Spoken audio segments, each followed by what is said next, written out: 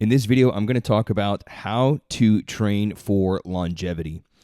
What's up, hardstylers? It's Hector here, the Kettlebell Coach. If you're new to the channel, my name's Hector Gutierrez Jr. For over 12 and a half years, I ran one of only two kettlebell-only training facilities in Texas, where we helped men and women over 40 build stronger, leaner, and more capable bodies in about 90 minutes a week so they could have more time to do what they enjoy and less time trying to be the best at exercise. So if that sounds like you, welcome to the channel. And if you need help building a stronger, leaner, and more capable body in less time, click the first link in the description section to download your free 4-week strength program. All right, so as of making this video, ironically, I myself am dealing with a slight, quote, back injury, end quote. It's not really a back injury. I think it's more just hip tightness, and I'm feeling it over my right glute. And I think it's coming, quite frankly, from sitting down for too many hours per day. A lot of my day lately is sitting down, editing videos, writing, creating, etc. So I think it has a lot more to do with that, and then trying to be active. So I definitely need to get back to my little 10-minute walks. I used to take 3 to 4 10-minute walks throughout the daytime and get up and just stretch my hips, and I haven't been doing that over the last few months. And I read an article which was based on a study where the doctor concluded or demonstrated how like 8 hours of sitting can undo a 1 hour walk, or let's say I'm into rucking right now. I'll ruck 2 or 3 times a week. And so some of these rucks will be, anywhere from an hour and a half to almost 3 hours. But it's possible, according to this article, that you can undo that by sitting for multiple hours per day. So if you do a 2-hour ruck and then you come home and you sit down for 8 hours straight to work, apparently you can undo that. So if that is the case, I definitely need to get back to my little 10-minute walks throughout the daytime. All right, so let's get into it. So I've been training Brazilian jiu-jitsu for, going on 24 years now, here pretty soon. And I feel like I've done a pretty good job of staying, injury-free for the most part. Now, with contact injuries, with contact sports or any kind of contact activity, comes the risk of injury.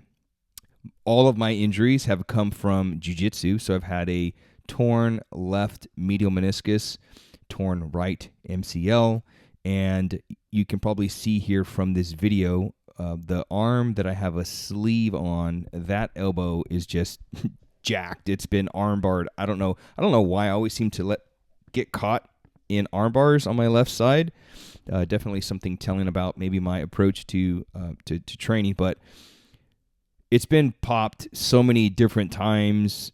It's difficult for me to fully lock it out. You can see here from this first rep, there's a little bit of a slight bend in that sleeved arm. And I'm not wearing the sleeve for protection or compression. I'm doing my training right now. It was one of those days where I like to do my training early in the morning. So early in the morning is between 8 a.m. and 9 a.m. where the sun's not out and it's not as hot. It's more humid than it is the actual sun heat. But I was busy recording videos and editing. I think this was Saturday morning or Saturday afternoon, right after the live Q&A I did here on the channel. So all the editing and optimizing, by the time I was able to get away to do my training, I think this workout here is somewhere around 4 o'clock in the afternoon. So one of the hottest times of the day. And so I put the sleeve on for 2 reasons. Number one, sometimes I will wear double sleeves. If I'm not wearing this sleeve, all the sweat will go down my arms and into my hands. And oddly enough, the sweat, the majority of the time, comes from my left arm, which is weird. But so I wear this sleeve to keep the sweat off of my hands. That's number one. And number two, since it's pretty humid down here in South Texas, my left wrist, right where the bells sit, when I'm doing the jerks and I start getting over 30 minutes of jerk training right now I'm training with a pair of 36s. Anything over 30 minutes with a pair of 36s, it just starts to rub on my forearm, and I've actually had blisters happen. Blisters occur on that left arm. So I'm wearing the sleeve to keep the blisters away because I know this is going to be a tough session. And number 2, just to keep the sweat off my arms. But my whole point here is my injuries have come from mostly jiu-jitsu. So 2 knee injuries, and then my left elbow is just not where it used to be, and which is going to affect a lot of my training here today. So you're going to notice that I'm going to miss a few lifts. Like right here, I lost my balance. I felt like as these training sessions went on, my erectors were getting super fatigued, so I wasn't dropping as deep as I should, therefore not catching the bells in the right position. And I think my elbow starts getting tired. I can definitely start to feel it in my elbow. It's not pain. It just feels weak. And as I catch the bells later in this video, in this episode, you'll see that my elbow is just not locking well on that left side and creates a little bit of frustration. But ironically, I'm dealing with a little bit of an injury, and today's episode is about how to train for longevity. So I will definitely take my own advice into account here. But I want to talk about you for a second. I want to talk about how to train for longevity from 2 perspectives. So if you're watching this and you don't train jiu-jitsu, maybe you have no aspirations to train jiu-jitsu, I think what I'm going to share with you it'll still be relevant for where you're at in your health and fitness journey, where you're at strength training with kettlebells or whatever. If you're watching this channel, likely you strength train with kettlebells, but if you don't, this is still relevant to you. So let's talk about it from a strength training perspective. So one of the luxuries that I have is as a strength coach that teaches strength training, and I'm also a jiu-jitsu black belt, I have the luxury at looking at jiu-jitsu through strength training eyes and looking at strength training through jiu-jitsu eyes. So something I heard Ed Cohn is arguably the greatest powerlifter of all time. He said something to this effect. It was either on a podcast or I heard it somewhere.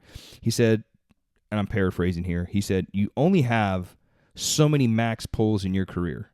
Like you only have so many max deadlifts. So basically choose them wisely and don't be trying to set a PR every single time. And that just always stuck with me because I believe the same thing could be said for you only have so many maximum hardcore rolls. Like there's this mindset in jiu-jitsu, in Portuguese it's porrada, right? Porra, porrada, right? So it basically just means going all out, pedal to the metal kind of thing. And every session is that way. That's the mindset. Well, I believe that you only have so many of those in there, and you can push that pedal to the metal so far until things start breaking down. And I like training jiu-jitsu, so I want to be able to do this thing for the long haul, okay? So you only have so many max pulls. So here's how I like to look at it, right? So I mentioned looking at jiu-jitsu through strength training eyes. So for 5+ years, I was super focused on building my deadlift, and I went from barely pulling 405 to pulling 639, which is 290 kilos with no belt, no straps, not even training like a power lifter. And so I started looking at jiu-jitsu in the same eyes that I would look at a deadlift, right? So you're not going to try to, based on the advice from Ed Cohn, you shouldn't try to max your deadlift every session. Like after you pull a max effort deadlift, your nervous system is going to be very fatigued, and you probably won't even be able to approach the deadlift for a few weeks, at least not in any effective way anyways. So if we only have so many max deadlifts, and we're only going to, when I was training the deadlift really hard, I was peaking maybe twice a year.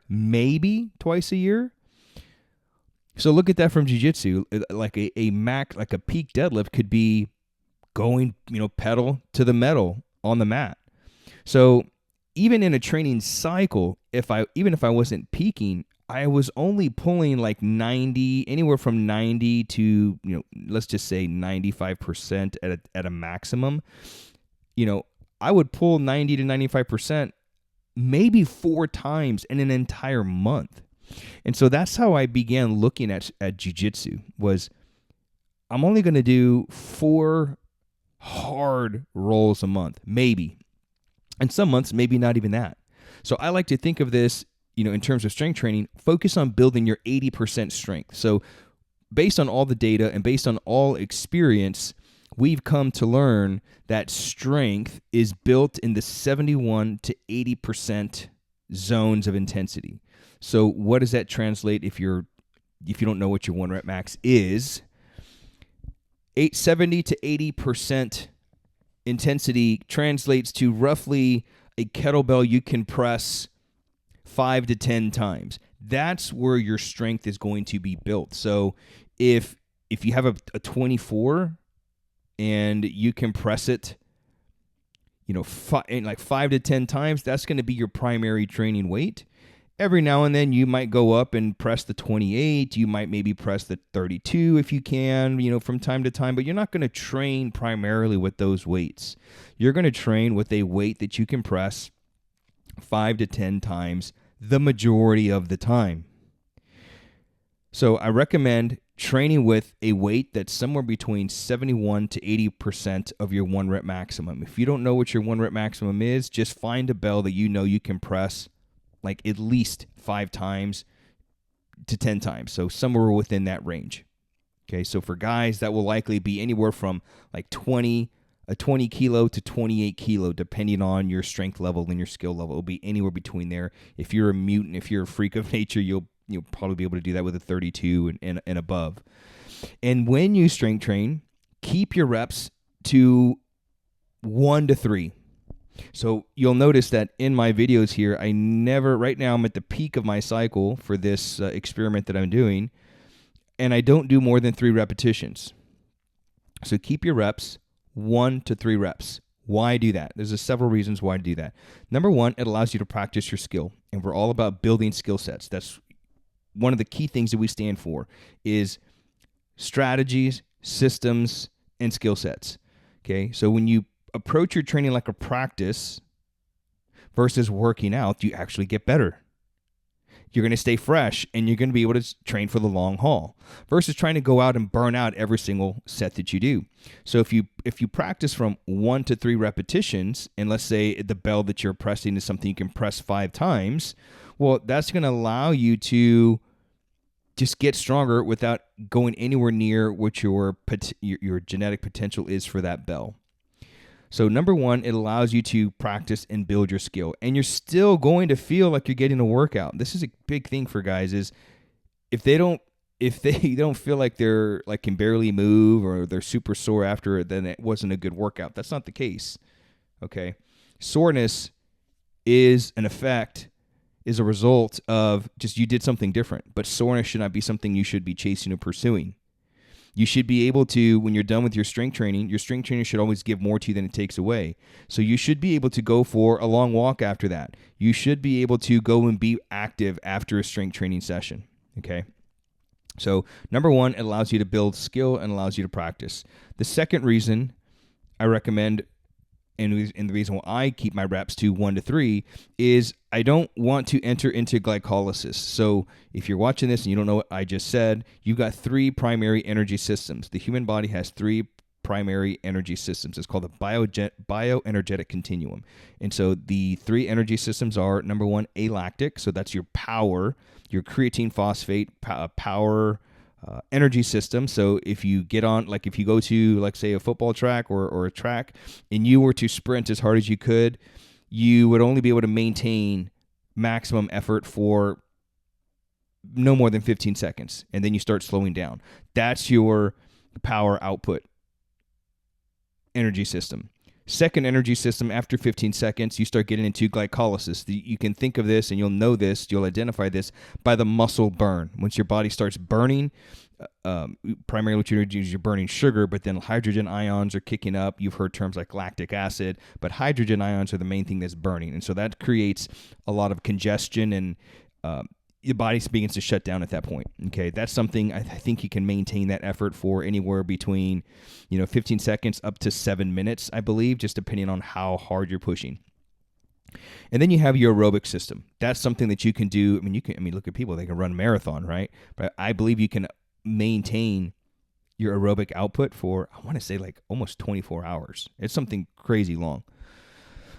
So the reason why I keep my volume at 1 to 3 is I want to be able to practice my skills. I want to be able to focus on strength, and I want to be able to focus on power, and I want to avoid glycolysis.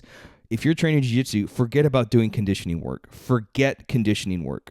outside of the mat, because that's what jiu-jitsu for. Jiu-jitsu is going to give you all the conditioning that you need, and it's relevant to jiu-jitsu.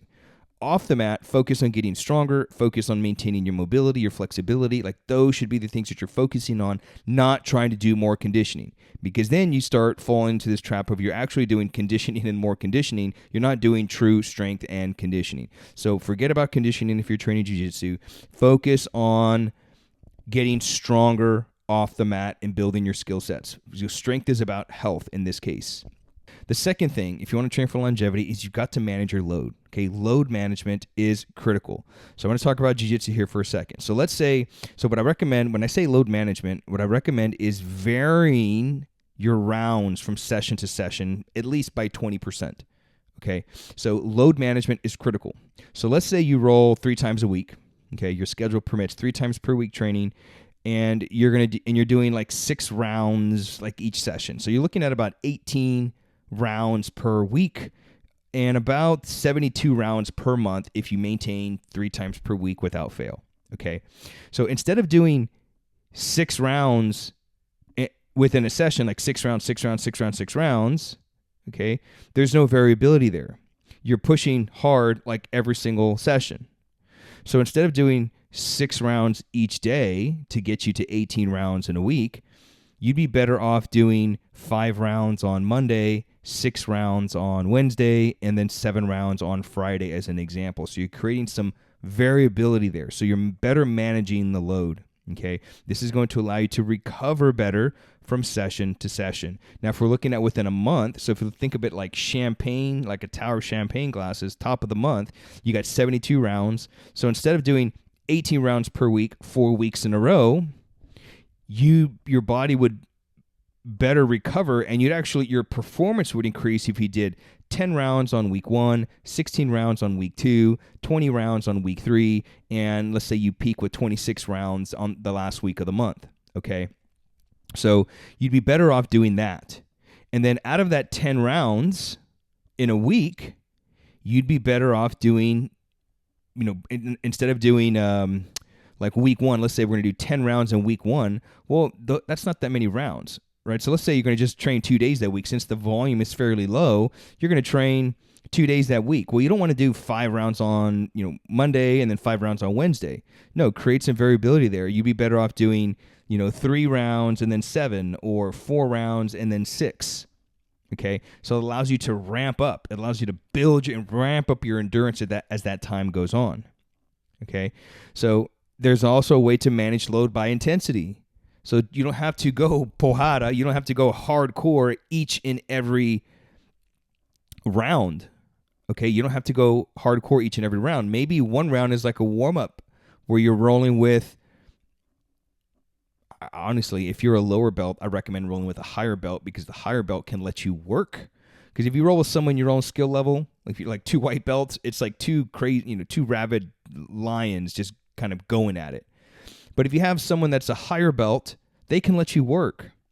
It probably feels like 100% for you, but it allows, they can let you work. And if you're a higher belt, choose a lower belt to roll with, so that way you can you don't have to be as on point with your game. You can experiment with new things. You can experiment with the new game, with the new position, right? So these are ways that you can vary the intensity. I did a live Q&A this past weekend. I'll link it here at the top, where I talked about how to peak your press. And inside that, I talked about different ways, different means to vary the intensity and the effort. So check that out. I won't go into too much detail of that here, because I covered it there in that video. So be sure to check that out, okay, as soon as whenever you get a chance. But varying your intensity, varying your effort is going to be another way to manage the load. So either, let's say within a 5-minute round, well, on a scale of 1 to 10, 10 maximum effort, right, porrada, and then 1, you're just like laying there and not doing anything. Try to keep your effort somewhere around like 60-70% effort. It's like if you ever watch boxing. I remember as a kid, I used to think when I would watch boxing with my dad, I'm like, Dad, why don't they just like go at it and just like swing for the fences? He goes, son, they'll burn themselves out. They've got to pace. They've got to manage the load. Okay. And so when you see a puncher or a boxer hitting a bag, it looks like they're hitting the bag hard, but internally, they're probably only applying 60% of their power to that punch, but it looks crisp and it looks powerful. So that's the skill. The skill is the ability to make it look powerful, for it to look strong, but internally, you're not putting that much effort into it. So you can vary that effort from round to round, session to session. And then as we're managing that load, then maybe choose, okay, you know what, this week I'm going to have 1 or 2 rolls where I'm going to just really go at it. That's one of your 91 to 100% efforts, like if the example I gave with the deadlift. And then the next week, you don't go maximum effort, right? So these are just ways that you can manage the load, and ultimately what it allows you to do is allows you to train for longevity. So if you want to be able to train for the long haul, get your black belt or whatever, like you can't be going at it, hardcore each and every session. And the third way to manage your load, third way to train for longevity, I mentioned this earlier, is you got to plan your mobility and your flexibility. That has to be a staple. The mobility, flexibility work, it's the glue that holds everything together. If you cannot be consistent with your training, whether that's strength training with kettlebells, barbells, your body weight, or training jiu-jitsu, if you're noticing that you're having to take time off because you keep getting dinged up, you keep tweaking your back or your shoulder or your knee, then you have to take a look at your mobility work or lack thereof. And so when it comes to developing your mobility work, I recommend these 3 things. Number 1, I recommend total body mobility work. And I'm not talking about random stretching. Like, you need a real strategy of mobility and flexibility work. So inside the Hardstyle Academy, we give our students there's a 4-step system to improving their mobility, and it's something that they do on a daily basis. One of them, the first one, is a test-retest, like mobility sequence. And what this mobility sequence is it allows you to test how well you move for the day. Because every day we move a little different, right? Maybe you've been sitting all day long, or maybe you were traveling, or maybe you're stressed, or maybe you've just got a lot going on. That test-retest mobility sequence allows you to assess, man, how are my hips moving today? How is my shoulder moving today? Can my thoracic, is it able to flex, extend, and rotate? If not, then maybe it's not a good idea for me to press today. If my hips are super tight because I've been sitting all day long, this test-retest model that we take our students through helps them identify, man, my hips are really, they're really tight. Maybe I don't do swings and snatches that day, okay? But even if they're tight, then once we retest, then we can take them through. We have 3 different sequences that they go through. So let's say if your hips are tight, then we've got a lower body specific mobility sequence that they go through. And in these lower body mobility sequences, this is a full-on system. Not only does it help improve the mobility, etc., but it's also building strength and endurance at the same time. So it feels like a workout in and of itself. But just because the hips are tight, okay, the hips are tight, now let's move into some mobility to open those hips up. That way you can do your swings or your snatch, whatever it is that you're going to do that day. If the upper body's tight, if the shoulders are tight, if the thoracic is tight, once they do that retest, we now know what we're working with. Then they can go into a sequence to mobilize the thoracic and the upper body. So that way they can do their strength training work and, attain the goals that they're chasing. And then we have a total body movement sequence where they can work on building not only strength, mobility, endurance, but also athleticism. So no matter what it is that they're doing, they can maintain these attributes while improving their mobility. So I recommend, man, you've got to have some kind of mobility, flexibility system in place if you want to be able to train for the long haul. Because at the end of the day, my friend, health will be your greatest concern. Not how heavy you went, not how many maximum deadlifts you pulled, which are awesome. Like no matter how many deadlifts you pulled, no matter how many people you tapped on the mat, no matter how many clean and jerks you did or how many clean and presses, like none of that really matters at the end of the day when you're like, man, I just want to be strong. I want to move well, I want to be able to play with my kids, or I want to be able to travel, or I want to be able to enjoy this thing. Like that's going to be the key thing that you're working for. And that's one of the key things that we help our students do. As I mentioned in the beginning of this video, we help them build a stronger, leaner, got to get lean, right? Because it affects your hormones, stronger, leaner, and more capable body. Because you want to be like, well, how do I want my strength training to serve me? How do I want jiu-jitsu to serve me? I want to be able to do these things, and I don't want to be the best at exercise, because the people that we work with aren't trying to be professional athletes with respect to like, oh, I want to be a world-class jiu-jitsu athlete. Like, we don't work with people like that. People that we do work with, people that I do train jiu-jitsu, and I like this thing, but it's, I've got a full-time career, man. My body is my career, So at the end of the day, health will be your greatest concern. So I want to leave you with these 3 quotes. Right now I'm reading a book by, what is it here? Where is it at? I'm reading a book by Ryan Holiday. It's one of his newest ones that came out, and I saw it, and as soon as I saw the title, I was like, oh, let me check that out, because I'm all about discipline. That's just something I've always, since I was a kid, doing hard things has just been something that's been part of my makeup, part of my character, if you will. And so the book's called Discipline is Destiny, The Power of Self-Control by Ryan Holiday. I recommend checking that book out. But here are 3 quotes that I read that I underlined from this morning, and it was within the context of load management. And the first quote is, the indiscipline of overwork. How many of us, the hustle message, right? If you're not going all out, then you're not trying, kind of thing. Well, that, if you think about it, pedal to the metal, going hard all the time, that's actually a lack of discipline, because that leads to the next quote. Nobody without the ability to self-govern is qualified to govern. If you cannot temper yourself and know when to ease back, it's not always go hard, right? This whole hustle culture has bled into almost every aspect of our lives, discipline, things like that, because that's just become a theme, right? Buzzwords nowadays. So everybody is go hard, go home, and if you're not, then you're not really trying. When you can do that only for so long until something breaks. So nobody without the ability to self-govern is qualified to govern. So if you cannot temper your own efforts and know when to ease back, man, you're not going to be able to train for longevity. And the last quote is, absolute activity leads to bankruptcy. Absolute activity leads to bankruptcy. So those are my 3 little takeaways from my 10 pages that I read from Discipline is Destiny by Ryan Holiday today. I recommend checking that book out if you get a chance. So my friend, train for the long haul. That's the goal.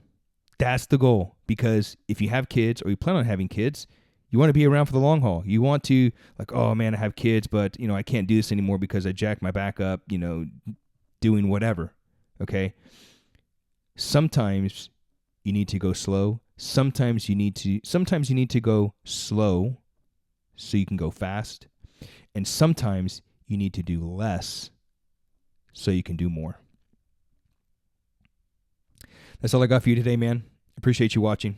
See you in the next one. Peace.